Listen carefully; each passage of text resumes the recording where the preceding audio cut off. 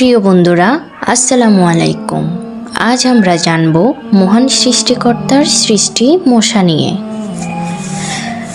মশা কত ছোট্ট একটা প্রাণী, তাই না? কিন্তু ইসলামে এই ছোট্ট মশারও কত বড় মর্যাদা দেখুন।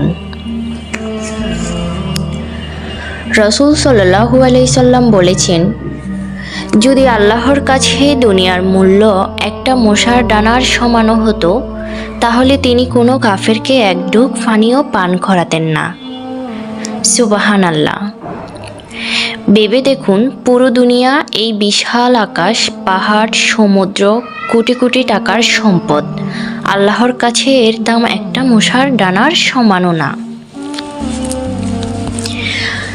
আরেকটা হাদিসে রাসূল সাল্লাল্লাহু আলাইহি সাল্লাম বলেছেন, কিয়ামতের দিন জাহান্নামের জন্য একটা গর্দভের মতো মোটা তাজা কাফেরকে আনা হবে।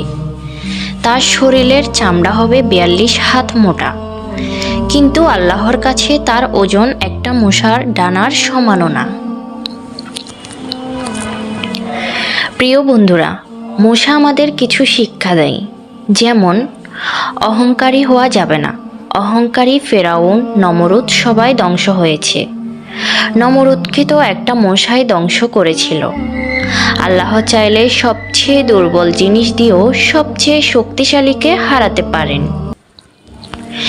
দুনিয়ার পেছনে পাগলের মতো ছুটে চলা যাবে না। যেই দুনিয়ার দাম আল্লাহর কাছে মশার ডানারও সমান না, তার জন্য রাত জেগে নামাজ ছেড়ে হারাম রাস্তায় ছুটব কেন? আল্লাহর কুদরত দেখেন। এই ছোট্ট মশার শরীরে আল্লাহ 3টা হৃৎপিণ্ড, 100টা চোখ, 47টা দাঁত দিয়েছেন।